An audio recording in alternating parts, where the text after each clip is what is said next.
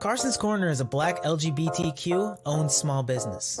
They sell merchandise and apparel on pop culture franchises such as Dragon Ball, King of the Hill, Sailor Moon, and of course and most importantly, Power Rangers. If you're interested in getting their amazing merch, be sure to check them out at carsoncorner.com. Link will be down below. Well, what do we have here? Just exactly as I predicted. Faustine bargains. Don't trust them. Last episode. I was like calling out beat by beat, like every possible bad thing that could happen. And I was kind of right about one of those things.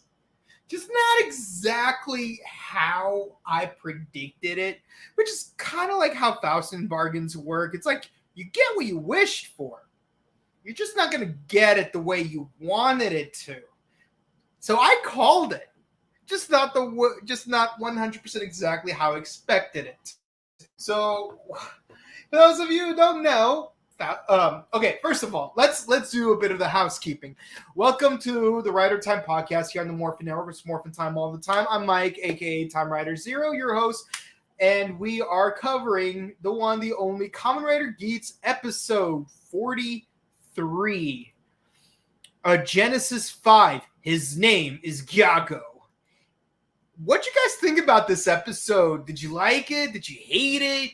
Did you think that the changes in Keiwa's world were exactly what you expected they would be? Let us know in the comments. If you write them down right here while we're live, we will display your comments right here at the bottom of the screen, right here where the title is. And as I was saying, for those of you who don't know where the concept of Faustine bargains originally came from, it came from, Goethe.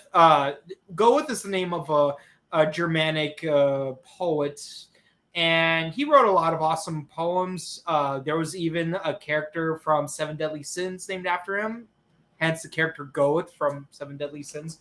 And Goethe had a lot of influence on Gothic style poetry. In fact, one of my favorite German opera pieces was actually based on his poem called Erlkönig, which means the Fairy King, and where a father and a sick son are like riding on horseback through a forest, and the son sees the Fairy King, and basically the son gets killed and his soul gets taken by the Fairy King. And that was turned into an opera by Schubert. The opera is awesome. Like, I love the piano to it. Yeah, it goes, and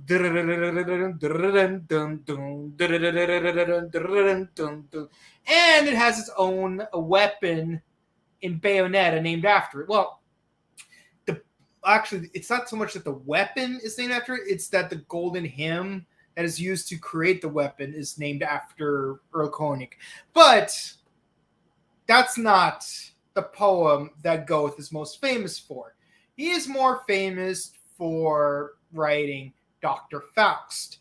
For those of you who are not too familiar, but probably have heard of Faust, no, Faust is not the character from Shaman King. No, Faust is actually a doctor, an alchemist actually, and basically he sold his soul to the devil in order to achieve his greatest delight. And the agreement was, until such time that he has achieved his perfect delight, the devil can't claim his soul. But the thing is, like, his heart keeps shifting, and things go on for a while, and eventually, and the last few moments, it's actually really interesting. Years pass by, and it feels like it went in a blink of an eye. But the last moments before the devil takes his soul feel like the longest moments of his entire life. It's kind of like Death Note, where Light Yagami says this is the longest 40 seconds. And the thing about achieving the ultimate delight, notice how that sounds familiar. Kekara wished to stay in the era until he achieves his ultimate laugh. So it's like, I'm seeing, but here's the thing. It's from it's from Go's poem Dr. Faust, where the concept of the Faustian bargain came from. Honestly, I think the concept of the bargain has existed way before Goethe wrote that poem, but I think it's because it's the most famous example that it became the namesake. Because well, maybe someone came up with the Mobius strip before Dr. Mobius has, but because Mobius is the most famous for it. On the other hand, Newtonian mechanics, Aristotle had gravity, but Newton had a better explanation. So, sorry, Aristotle, it's Newton's house now. Now, back to the concept of Faustian bargains. You got there have been a lot of examples of Faustian bargains throughout literature. For example, there's Faust, there's Ghost Rider, there's even to some extent Death Note.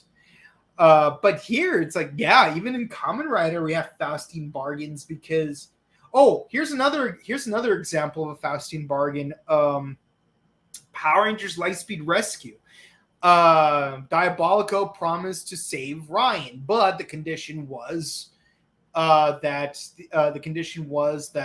he would keep his son. Now I don't know if that falls into that example, because usually what makes it Faustian is you do get exactly what you wished for, but there are negative consequences, and usually you're not completely aware of it. Notice literally any genie-related episode of Twilight Zone, or Fairly Odd Parents for that matter. Yeah, never make wishes to genies in general. That's just a given. But yeah, Keiwa, last week I said, okay, so he wished a world where everyone from the DGP killed by the DGP would come back. And I listed examples of how that could turn south. And one of the examples was maybe his parents would come back, but would be brought back to life. But maybe they won't, because while they were killed by Jimoto, there's no certainty that it was the DGP. Can you associate the Jimoto with the DGP? Because that feels like a loophole. Another one is Sarah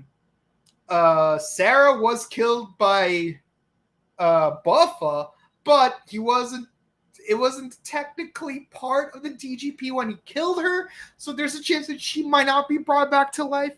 I don't know if I mentioned it last week, but there's also the possibility that even if they were brought back, what's to stop them from being killed almost immediately all over again? And then there's other problems, as I mentioned, previous riders that were killed would come back, but they weren't all good guys. Something bad could happen from that. And that's exactly what happened. So here we are, going straight into the episode. So Keiwa shows up in the new world. He wants to know if Sarah's still alive. She is, for a second, because her parents literally just got killed by what are called the gang riders, and I'm going to get into those for a second. And she dies almost immediately after calling him. So, yeah, Sarah died almost immediately after she was brought back to life. It's like that scene from Nicolas Cage's Ghost Rider where, I'll sell my soul for my dad to be cured of cancer, and then the cancer's cured, but he dies of a motorcycle accident the very next day. It's technically his wish came true. Like he kept his end of the bargain. The cancer's gone. But what a very unlikely coincidence. What a crazy coincidence. His dad dies the next day anyways. So yeah, that was a wasted wish. Sarah is gone, and so are his parents. Again. You've wasted Tsurumi's powers. Again. You're not just hypocritical. You are wastefully hypocritical. And honestly, that kind of makes me want to take back to the whole episode 8 thing, where it's he's so he wants to do good things but without direction, so it would cause more problems than it would fix like other people having to sacrifice their desires in order to make his selfish desire come true, even though it comes off as selfless. Hence, Pride from San Francisco in Charmed.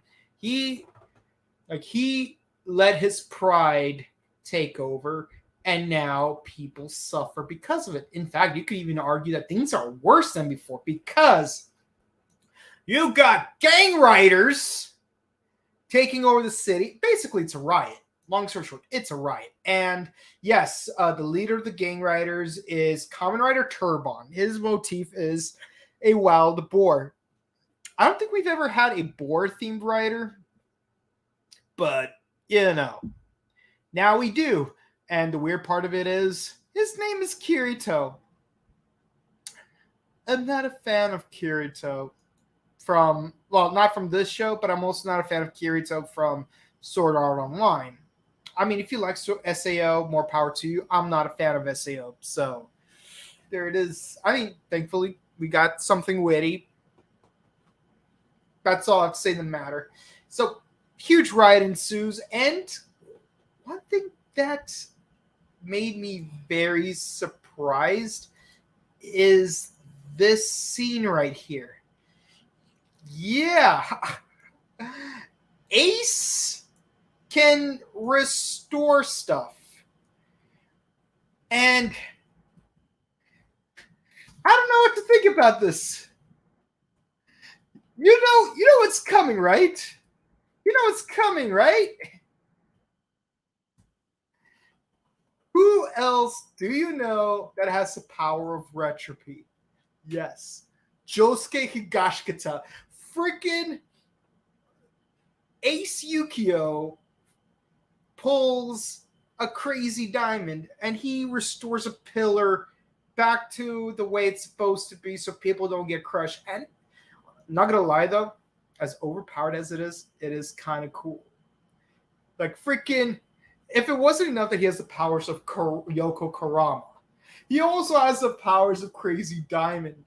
And he's a Kamen Rider. So that's my big three right there. That's my big three. So like, I know everyone's like all about like Dragon Ball Z, Naruto, One Piece. Those are the big three.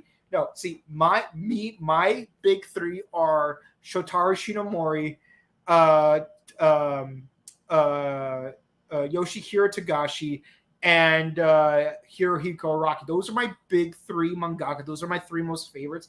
And of course, they're famous for making Kamen Rider, Yu Yu Hakusho, and JoJo's Bizarre Adventure, my three most favorite Japanese franchises. And we get, in this one screenshot, we get all three of those things together. And I'm just delighted at that. That is so freaking awesome. Like, how often can you say that, like, all three of your favorite mangaka have their essence in a single scene? Yeah, that is. I'm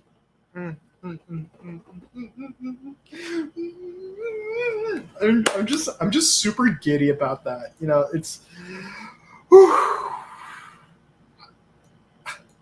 I'm just super happy watching that scene. To be honest, it's crazy. Like a dime. It's crazy like a dime. Okay, so Keiwa confronts Jito, and I still think Canis Venites is a cooler name. I'm not gonna lie though, because hound. You ain't nothing but a hound dog, and you ain't caught no rabbit. You ain't no friend of mine. He's a bad boy. What's he gonna do? Keiwa confronts him. It's like, hey, you promised me a world where my sister would come back to life. He's like, hey, I did exactly what you asked.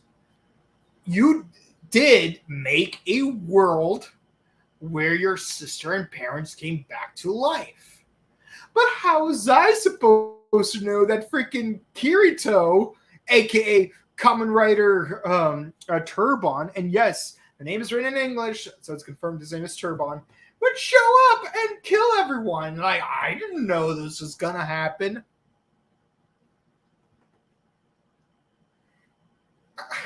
But guess what, buddy, old pal?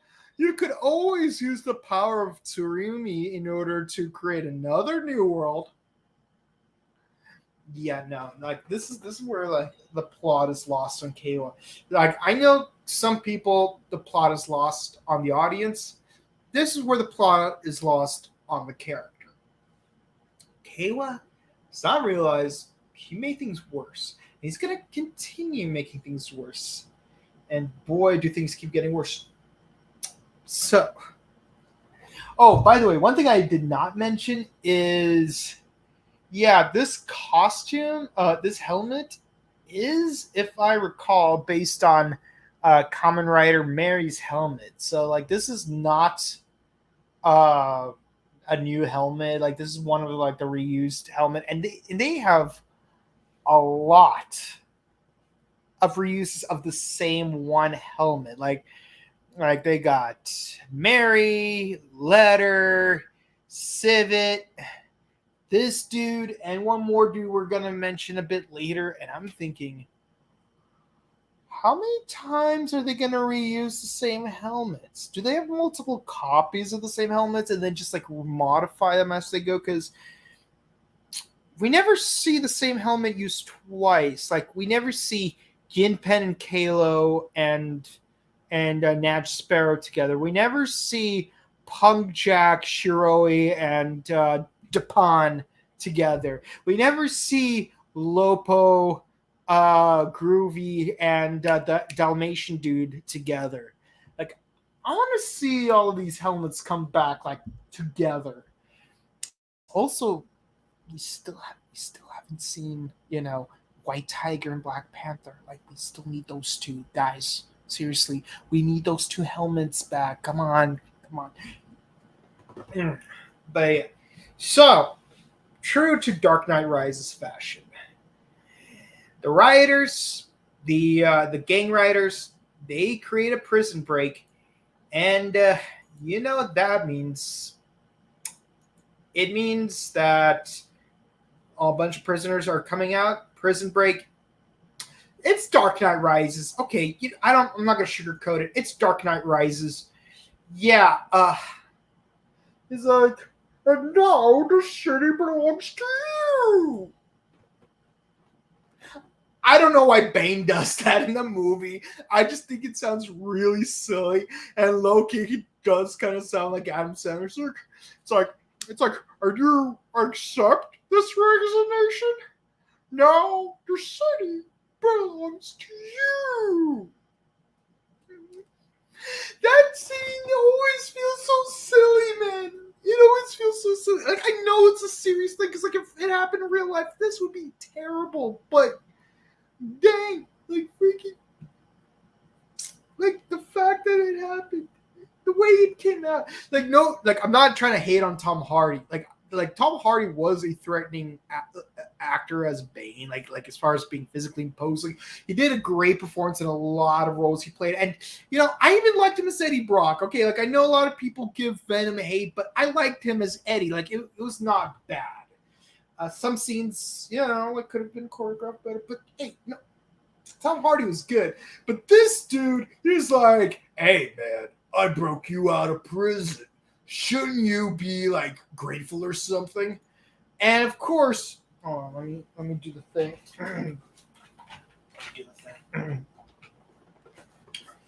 Time Fire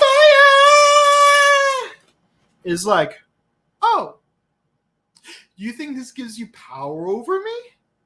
Yeah, there you go. I just did two. You thought you were the one who was going to make a Bane reference. But it is I, Time Fire. Wait, hold on. That's Dio from JoJo. What am I even doing here? like all these the world has been rewritten so many times. All of these references just keep like overlapping each other. It's like just like Spider-Verse, man.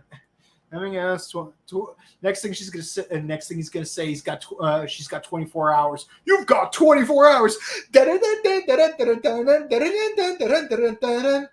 Okay. It's out of my system.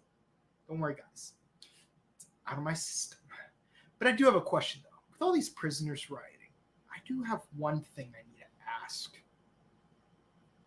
So I recently saw the winter film, the battle royale, the Revice versus Geats battle royale, and just recently I finally saw the hyper battle video, and I just have one question that lingers over me. Kamen Rider Oja shows up so frequently in the specials of the season. Why doesn't he just show up as a character on the TV side of things? You know, you may as well use them adequately. Here's the thing. In Kamen Rider Saber, Oran Pierre Alfonso did make a cameo in episode 8 of Kamen Rider Saber. And it was awesome. I know it was like to promote a Gaiden 3 on Toei Tokusatsu Fan Club instead of making an actual Blu-ray release. And they only made the CSM versions of the new lock seeds instead of making DXs like they did with the first two Gaidens, which honestly upsets me, even though I actually do have the CSMs. I just can't use the rider plates, which is annoying. So if anyone happens to have a Gaim CSM, let me know. But that's aside the point.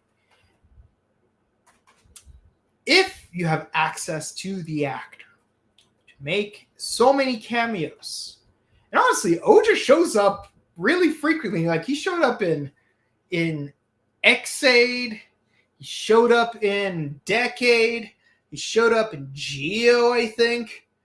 He definitely showed up in. I'm pretty sure he also showed up in Saber versus Revice. Was it Saber versus Revice, or was it like Saber versus Zenkaiger?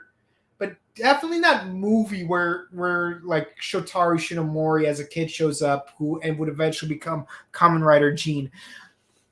Like you got Oja, a recurring writer, probably even more so than Decade. This would have been a perfect opportunity to bring him back as a recurring character. Because think about it. You have a Rider Royale. They had a Desire Royale. And they had two Desire Royales, actually. One in the movie, one in the actual arc.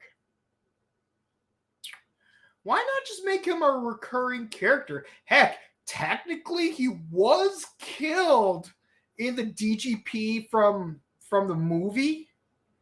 So, you know, they could bring him back here. Like, he could be one of the prisoners that escaped. You know how crazy? You know what kind of menace he would be if he actually showed up in the prison and like coming out of the prison. And now not only do they have to fight against freaking... Not only do they have to fight against all those prisoners and Turbine, but they also have to deal with Oja, one of the biggest Black Air Force menaces in all of Kamen Rider history. Like freaking Odin can stop time. He could go back in time. He freaking has both Dio's and Poochie's powers at the same time. And even Odin is nowhere near as big of a menace as Oja. Who got his butt kicked by Odin? No less. But somehow, he's still a bigger menace than Odin. Can you imagine this guy coming back all over again, and our main characters having to fight him again? Waste potential. I'm not going to lie, though. That is kind of a waste of potential, if you ask me. But, I mean, who knows? Maybe he might show up in a later episode. But, there's no reason for him not to show up. We've had writers from other seasons show up on the TV side of things. Again, case in point, Oran Pierre Alfonso in Saber. My only disappointment is that he did not transform. He could have.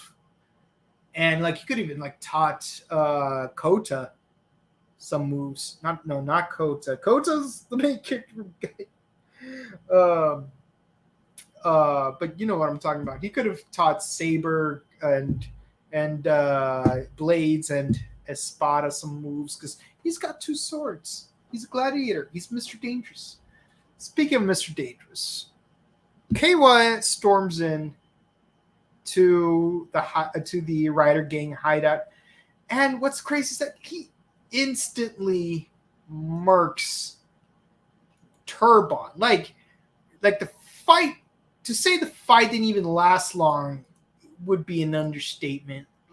Like he kills him almost as soon as he transforms. And that is crazy, man. That is real crazy. And that almost makes him a useless character. I'm not gonna lie. Like, I know you want to introduce more riders. Even in the theme song, they didn't even show these 2 new riders. Technically 3 because. And like, you could have practically skipped him. You could have made the other guy. The leader, and just have him not get killed by Keiwa. Here's the thing. Here's the only reason they brought this dude in. Aside from he kills Sarah. Keiwa's mad. Needless to say, he has his heel moment. And Kekara further puts salt in the wound. And somehow, Keiwa becomes the new leader of the gang riders. Like, they even changed the flag. They instantly changed allegiances. Like, freaking, like, even Kekara, like, goes everyone's like, it's like, whoever kills the leader of the gang riders becomes the new leader of the gang riders. So, who wants to challenge Muso's sword? Sorry, Bujin's sword, my bad. I was thinking Muso from Kamen Rider X8. Who wants to challenge Bujin's sword? Anyone? Didn't think so. Keiwa just became the leader of the very gang that killed his sister. Like, there's being a menace and becoming the menace. He is both. Like, dang. Kirito was an almost useless character and exists, honestly, like, they didn't even have to do anything about this. Like, they could have just like immediately make Keiwa the leader, or maybe do like a minor power struggle, and then he becomes the leader of the other 2 rich. But here's the thing, though. While Timefire was escaping, Baraba tells this bald dude, this very creepy-looking dude, who is very similar, who gives off very similar vibrations as Takashi Asakura, but isn't Takashi Asakura, and says, "That man's your target," and he's like, "Fire Kurama. That's who my target is." Oh boy, I can't wait, because I killed his daughter 11 years ago. Yo. It's the dude. You know, it makes me wonder, at what point did he become a writer? Was it during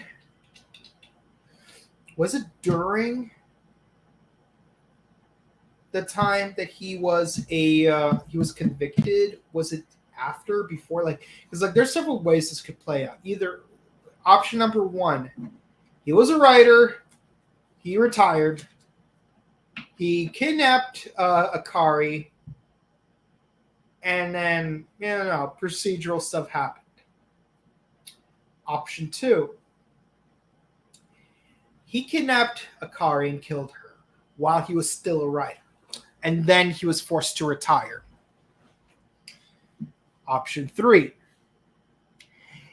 he kidnapped and killed her, went to prison, was given the choice to become a writer as a means to escape, like Oja, and then he got retired. So I'm curious, which one of these 3 timelines happened with this guy? Because the thing about the latter is you got the Oja parallels. Like that, honestly, for me, that's the one I'm hoping for, just because you got Oja, but also not Oja. What do you guys think? Which of the 3 timelines do you think it was? He was a writer before the kidnapping, during the kidnapping, or after the kidnapping? Let us know in the comments. Anyways, so moving forward with the plot, we do know that now that he's freed, he can pay his respects to Akari, and he runs into Neon, and of course she says, she asks him like very good questions, like, "Hey, like you had the option to have your memories erased of your daughter. Why didn't you just do it? That way you won't be so resentful of my existence, because you haven't been a loving father to me." And it's like, I get it. You had those 8 years of her life, but also wasn't fair to me. And she makes a good point. It wasn't fair to her. But, it is what it is. And,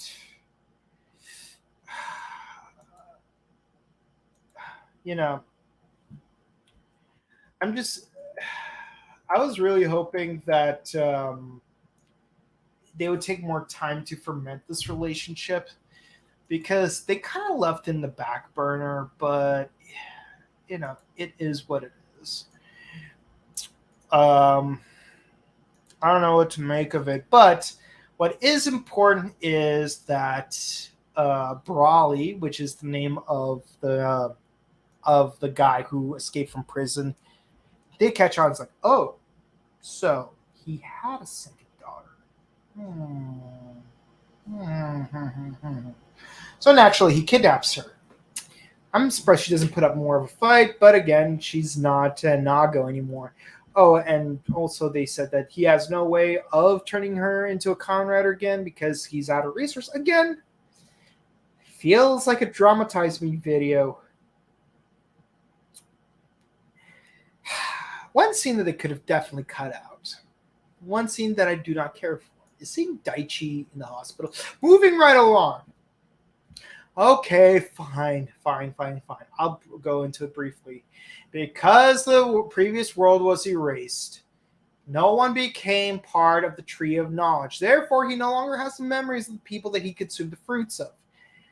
The scene was relatively pointless. It felt like there's like no real payoff to it or build up for it. I mean, I guess he kind of teases Buffa that, hey man, if you want forgiveness, find religion. Did I just do a Spider-Man 3 reference just now? Oh jeez, I just did. Well, there's some dirt in my eyes. But, of course, kidnapping letter ensues. Time Fire is time sad. And Karen Fire is no longer Karen. She's like, yeah, I never let Neon out of the house. But at least I actually loved her. I know she's not the original daughter. I get it. But for the 8 years that Akari was alive, I've loved Akari. For the 11 years that Neon was alive, I loved Neon. But you're so hung up on Akari that you completely neglected Neon. So what are you going to do now, Mr. Time Fire? He goes to Ace, and he gets some hardware. And I'm not trying to plug in Ace's hardware store. I'm just saying, like, he actually gets a Rider built, and it's pretty cool. So, same kidnapping attempt. Baraba's like, if he doesn't pay the ransom, that means he doesn't love you. You're not even worth a single yen. But no, there doesn't have to bring the ransom. Of course, this pisses off Brawley, and he turns into Kamen Rider Brawley, which is a vampire bat. And yes, it's the same Kamen Rider Mary helmet that we saw in Kamen Rider Turban. Okay, so let's address a few things.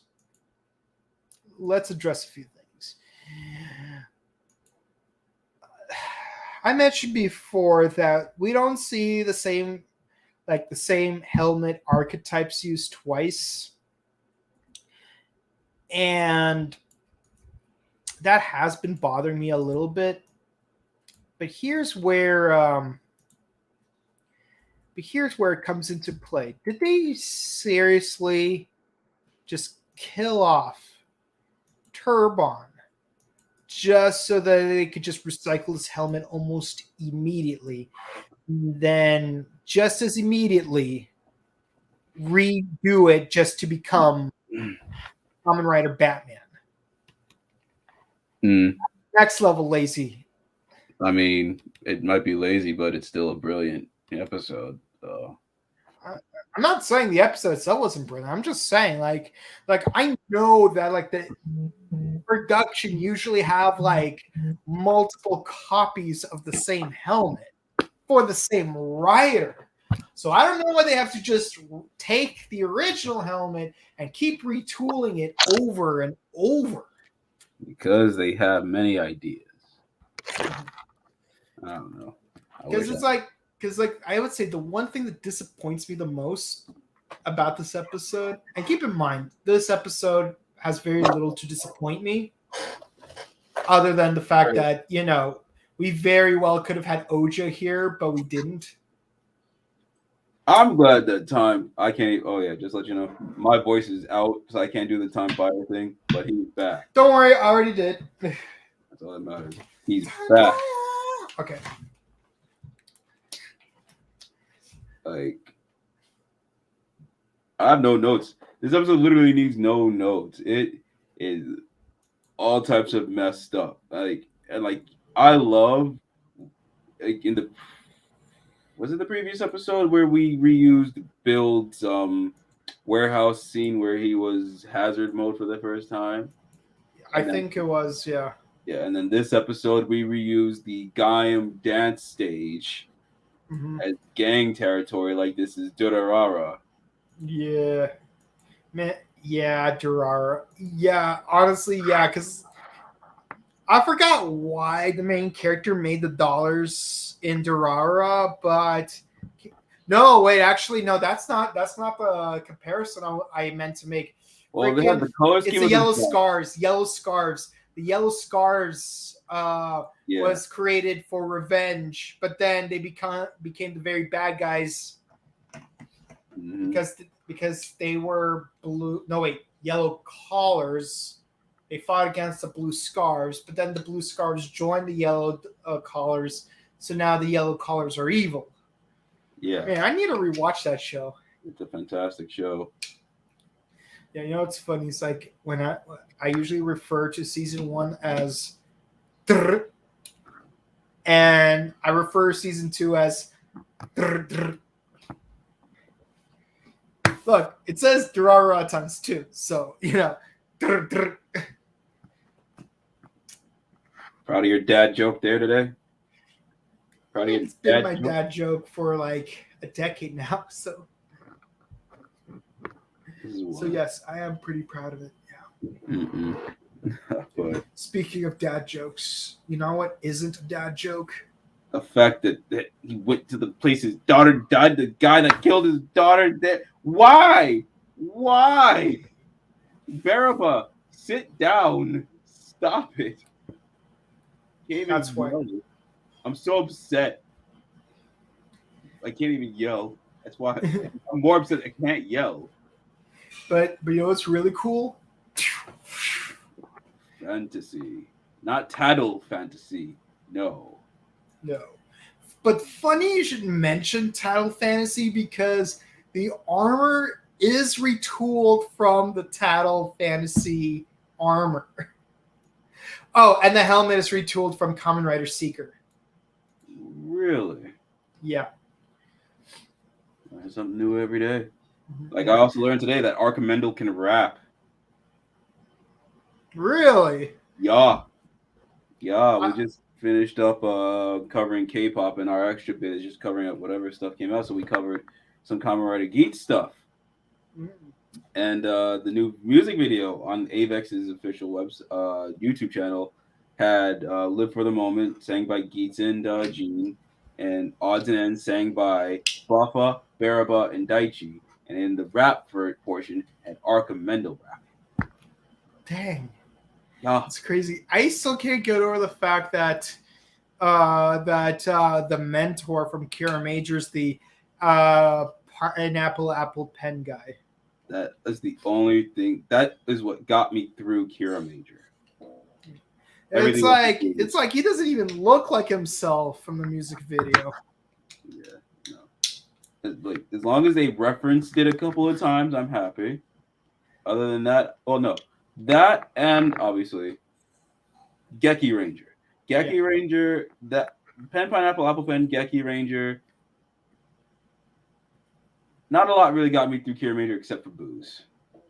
Yeah, I'm not gonna lie though. Like I was only able to endure the first 27 episodes of Kira Major only because episode 27 is the one where Miki shows up. Mm-hmm. And I love Miki. Like she was like freaking episode 39 of Geki Ranger was just peak. Like Miki crawled so that Akiba Milf, and no, that is her actual name, could run. Like that one episode of Akiba Ranger where the Yellow Ranger's mom becomes the Yellow Ranger.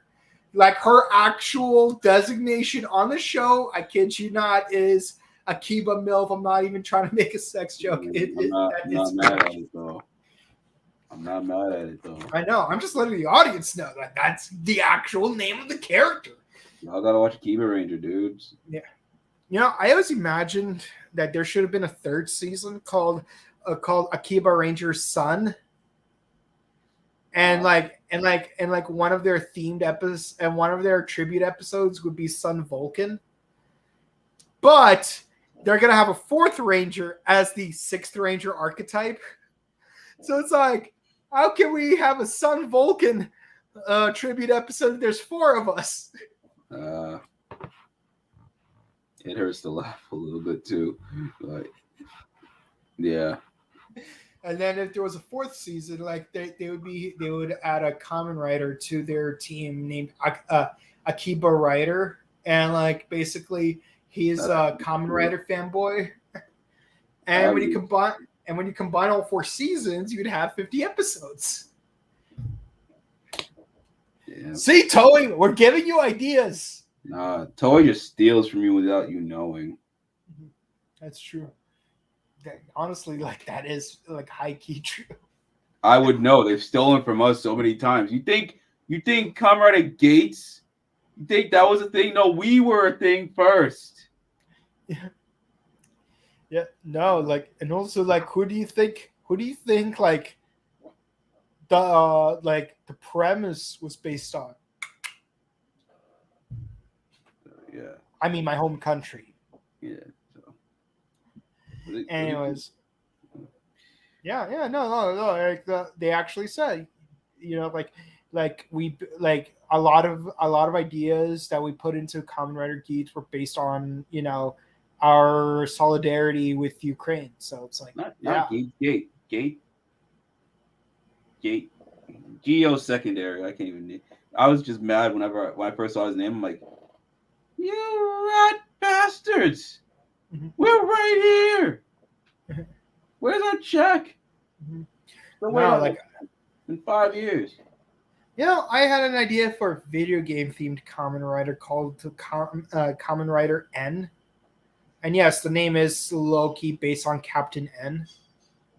Was this before X-Aid? Before X-Aid. Well before X-Aid. Like this was like back what like this was before even Gaim. Damn, Toei. Yeah.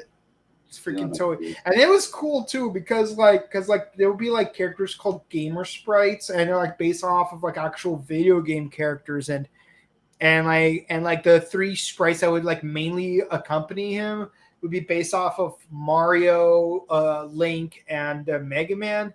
And yes, Kamen Rider Ghost kind of ripped that off. So what you're telling me is that Thomas Jujubee owes you some money for using X-Aid, huh?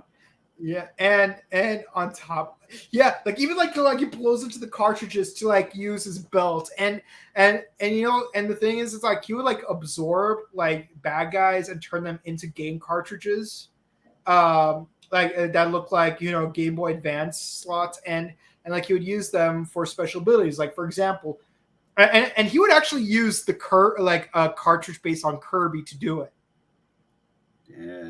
Damn. And Star Fox would be used to summon his motorcycle, Machine R-Wing. So they don't even have to be forms; they can be tools. Always just taking. But you should see his Hyrulean form. It looked cool. Like I made a helmet that looks like his cap. Yeah. And you got the pointy ears and everything. So yeah, I do feel low key ripped off, but it's whatever.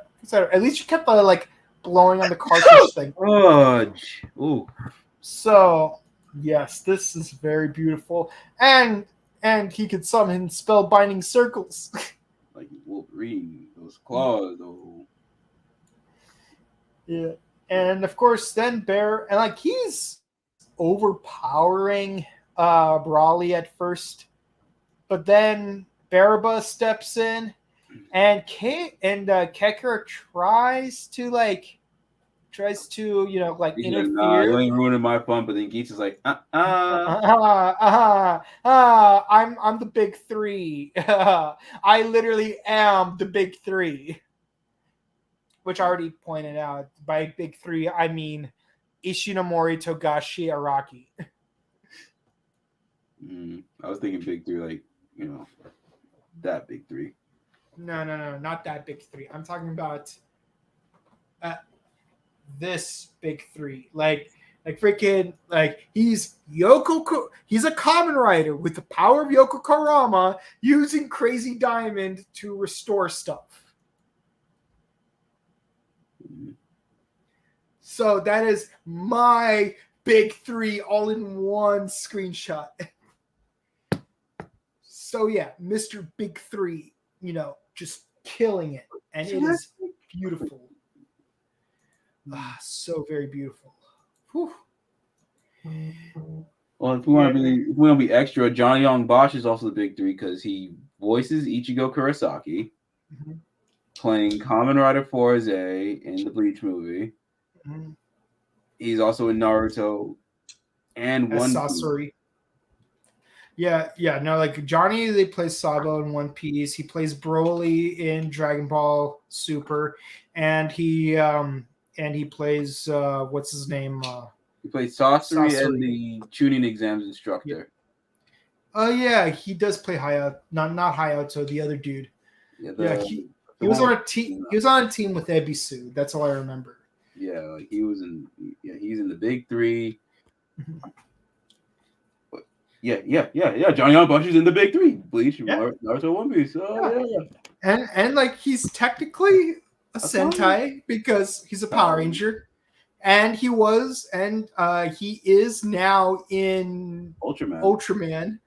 And he dubbed over a Kamen Rider. When was this? Kamen Rider Forze plays Ichigo in the live action movie. I'll give you that one. Okay, but I hate the fact that I lost that photo. But I did have a picture of Johnny wearing a Kamen Rider Ichigo Matsuri mask. And keep in mind, his visored form is called Kamen. Like in season 5 of Bleach, the original Bleach, they refer to him as Kamen. So it's all you need is holified Ichigo on a motorcycle. You got Kamen Rider Ichigo. And you got Johnny actually you Kamen Rider Ichigo's Matsuri mask at a show one time. So I'm like, yeah. It's like you have that. It's like now witness the power of my Bankai Rider kick. I can't do John's voice like that's I can do holified Ichigo. I can't do actual Ichigo. But I can only do holified. Them's the breaks, Some voice actors I can do impressions better than others. I wish I could do Ranton Thurston, but sadly I can't. Oh, but what's one of my favorite recent roles Johnny played? Zora from Black Clover.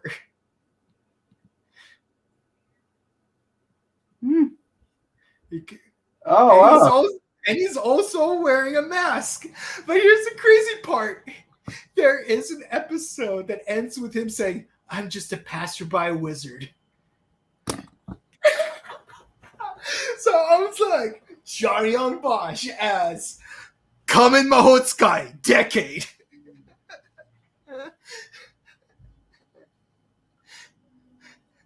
All right, I'm gonna let you have that. I'm gonna let you have that one. No, I'm just a passerby Kamen Mahotsukai. But speaking of Dems the breaks for Kekara can't have his fun. Yeah. Well, that is our plot summary of Go's epic poem, Faust. Let us know what you thought about it in the comments. Jared, what did you think about Goeth's Faust? I really need to say anything. Do I really need to give a score? You know what my score is. I ain't got none. This episode was bonkers. We had Sarah back. Yeah. For a minute. Even Kayla's parents were alive. I will take that win. But then that begs the question. What about the owl? Was it an owl? Oh, you mean Ginpen? Ginpen, yes. What about Ginpen? Where is he? Yeah. Is he still actually you know, that is actually not a bad idea. Bring Ginpen back. Have him snap Keiwa out of it, back into his senses. Kind of like Ben Parker in the series finale of Spider-Man the Animated Series. Oh yeah. Where are you, Ginpen? Are you? Yeah, we need you for a canon event. But this is a hell of an episode. It's just trauma for both Keiwa and Neon.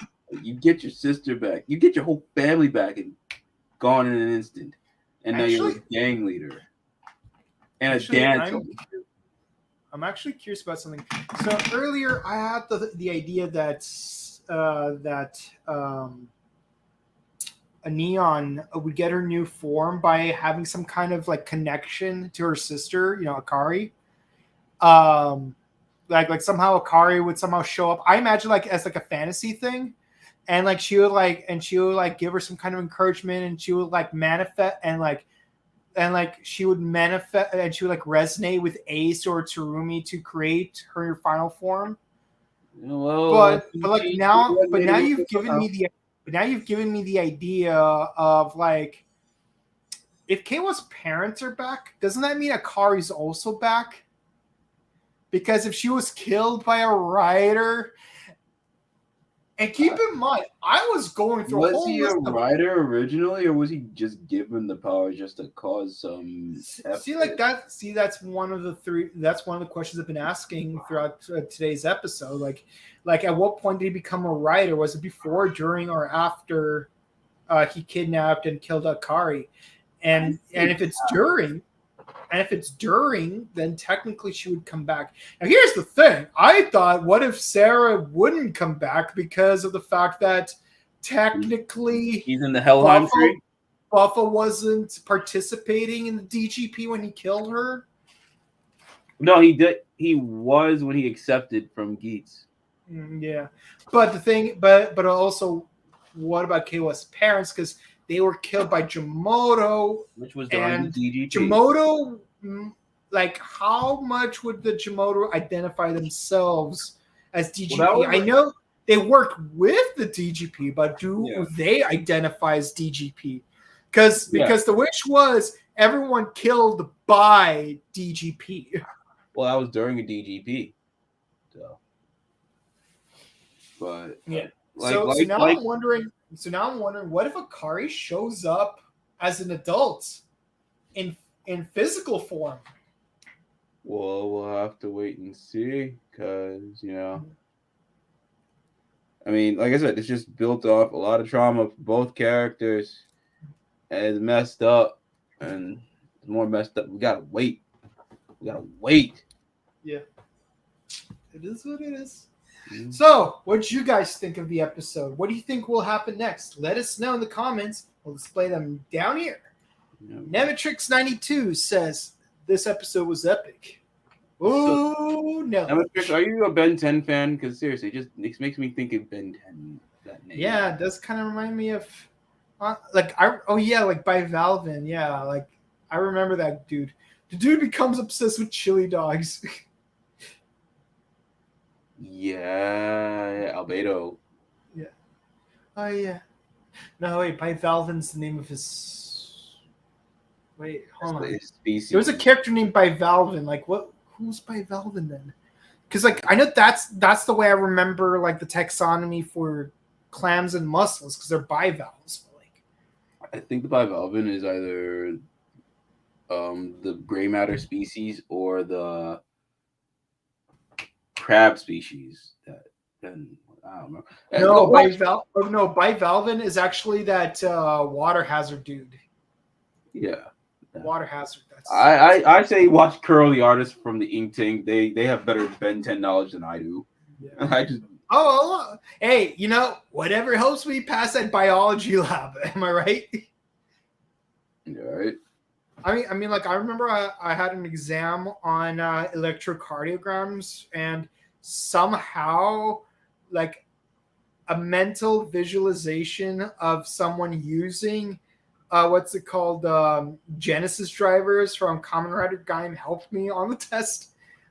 I don't know how or why. Just like the imagery of like that soda pouring up that driver, like when they like go like soda. Somehow it helped me on the exam. Soda. Comment of the night. Whatever helps you. Time Fire is Yep. Yeah, I remember I made sugar donuts just because of Kamen Rider Wizard. This episode was mad. Yes, it was. Like you got this, man. I'm still mad that they used Kamen Rider's dance floor as gang territory. Even though now I'm thinking about it, yeah, they were gang territory in Kamen Rider Gaim as well. I mean, that's kind of the whole Sengoku motif because it's like like the 7 warlords were fighting over territory. I was just waiting for Bravo to show up. I was waiting for him to show up and school these youngins. He should though. Like even if he becomes like Baron Invis, like I'm surprised I even remember that they're even called Invis. It's been years since Gaim was on TV. Yo, it's been almost a decade. Dude, they still haven't learned to stop going to Helheim. The only person that can walk out of Helheim okay is Moi Moi Taro. Y'all ain't Moi Moi Taro. Stop. See what happened to Daichi for going and messing with Helheim. Oh, got the ones. He got the ones by Keiwa. You're not Moi Moi Taro, my guy. If you was Moi Moi Taro, you could walk out. That's it. Or if you roll with Moi Moi Taro like Inuzuka and make a whole ass plate with the lock seeds. Yeah, pasta azure. But when are they gonna learn? When are we gonna learn? Stop messing with Helheim. Don't do it. Eat the blue fruit, not the red fruit. Okay. You called it Faustin bargain, just like in Ghost Rider. Thank you. You wish for your sister back to life. How was I supposed to know that this serial killer would kill her like minutes later? Because they don't watch Fairly Odd Parents. They didn't see the Pixies. You got to read the fine print within the fine. Not just the Pixies, but also the genie. Nah, Norm the genie was just very, very literal. Like, but it's still Faustian though, because it's like I wish my dad had $1 million. Well, he got $1 million from the bank without permission. Yeah. Now the Popo's after him. Hi. So, what are you going to do with all that money? Have those squares make a circle?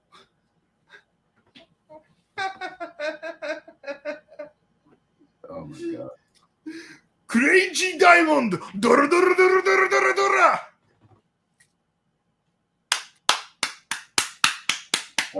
So Triple OXYZ got 2 comments of the night. I allow it. It honestly did feel like Bane from Dark Knight Rises. Yeah, thank you. Thank you. Or do you think just because you... I still can't get over it. It's like, you're supposed to be grateful to me. Oh, you think that... Oh, you say just because you broke me out, you think that gives you power over me? But I'm supposed to be the Bane of this episode. You thought you were the Bane of the episode, but it was I, Time Fire. No, he wasn't the Bane of the episode. He was the bitch of the episode after K-Was took care of him. For a moment. Technically he deserved it because he killed K-Was parents. Why did you let him live? That's a problem. Why did you let him live? And don't sit here and say, "Oh, it's a kid's show." We just literally went through trauma this episode of this girl being in the same place where her younger clone was dead. Reverse clone. Yeah, reverse. And the fact that we killed babies in this show. Y'all can't say nothing. So we got a baby did die on this show. We killed babies in this show. Men, women, children. Men, women, children, elderly, didn't matter. You could be, it don't matter. You was an op. You was an op in this series. I didn't see an American tourist in there in the background. Jesus. Well, I mean, that's what you get for being a Shuby. I'm not gonna lie. Even Shuby's getting it. Shubies are getting opt out here. So yeah, why is this one getting to live? Why is he getting to live? I'd have murked him. Kirito was a useless character. Wait, we aren't talking about SAO?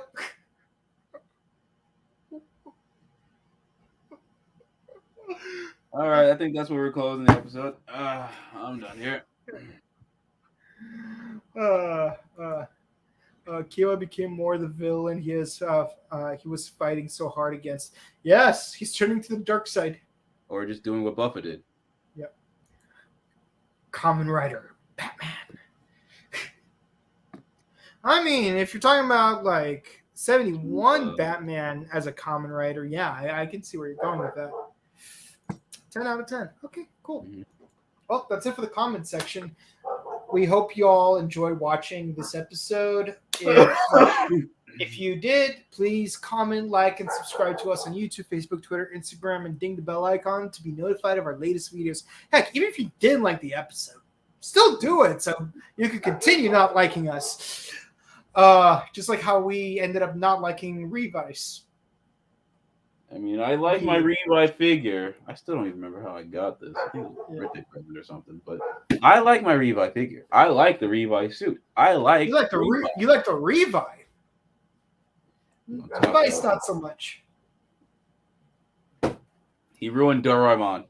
Vice ruined Doraemon. Yep. Love Cove should have been the main character. Anywho, yeah. So next video, Thursday, 7:30 Pacific, 10:30 Eastern. We're gonna do the next episode of Osama Sentai King Oger, titled Osama Sentai King Oger. I would have called it the best episode of King Oger yet. That's literally it. Spoiler alert, it is literally the best episode of King Oger yet. I'm gonna watch it tomorrow. You'll see why. You'll see why.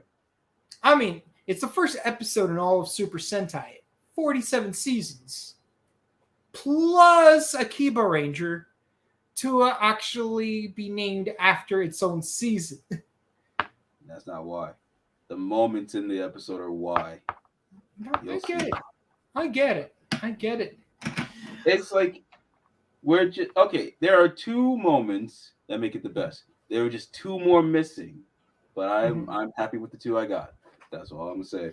Mm-hmm. You'll have to wait till Thursday to see what I'm talking about. Mm-hmm. If I can get my voice back in time. Yeah. So Power Morphicon interviews, we're gonna start rolling them out. I think we're almost done editing them behind the scenes. If you want to say hi to us in person, we will be at Japan World Heroes August 18th to the 20th in the Burbank Grand Vista Hotel. Be sure to check out JapanWorldHeroes.com for more information. They recently announced that Kamen Rider Gaim's actor is going to be participating. Yeah, so I'm excited. So don't say no. Just register. Yeah, I can't really do it. Buy more tickets. There we go. Don't say no. Just buy more tickets. Don't say no. Just buy more tickets. Not as fun. Not as fun saying that because too many syllables, bub. Also, be sure to check out our sister channel, The Buttery Show, where we do movie reviews and video game news.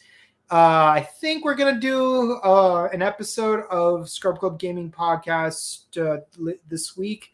And we recently did a review of Indiana Jones 5, so be sure to check that out. If you want to check out our personal content, you could always check out Jared right over here.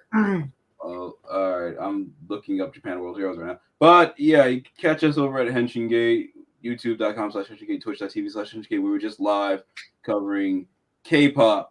And also, within this episode, we were also covering Kamen Rider Geats soundtrack. And yeah, check it out. Unless Avex struck it down, that actually might happen. Avex might have stricken it down. I mean, you could probably find it on the Avex official YouTube channel if they have one. Yeah, but because Vivo always has official music videos of stuff. But yeah, check us out over there. We'll be back this weekend with new Geats and King Oger, as well as Chainsaw Man. We're gonna be completing Chainsaw Man. Yeah. I just got the first 4 volumes of the manga, so I might check it out after I finish reading the first 9 volumes of Spy Family. Chainsaw Man, it's out there. It's out. That's all I'm gonna say about that. Yeah. There's only 11 volumes in the U.S. right now. I think I could belt it out. I just hope there's enough time left for me to read all 5 volumes in the U.S. release of Loser Rangers. I think, yeah, you'll definitely be able to. Yeah. I have a lot of manga to read, okay? Sue me. Please don't. I have the Viz Media and Shonen Jump app, so I'm good. Yeah, but I kind of collect hard copies. So. Yeah. August is going to be... Where are they finding you? Yeah, you guys could find me reading hard copies of JoJo's Bizarre Adventure, Vento Arreo Volume 8, and waiting for Volume 9 next month, right here on Instagram at Boken_Kabuto and on Twitch at twitch.tv/BokenKabuto. I'm not going to be reading on my Twitch. I'm just saying, But you can find me there too, okay? I'll start posting more content on there as well. And until next time, guys, stay safe, stay hydrated, update your emergency kits. It is freaking hot, so double up on that staying hydrated aspect.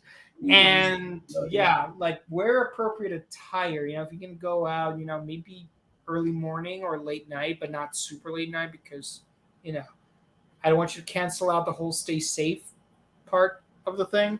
But until next time, have a great rest of your week, and we'll see you guys on a review of King Oger episode 19. See ya. Bye. Later.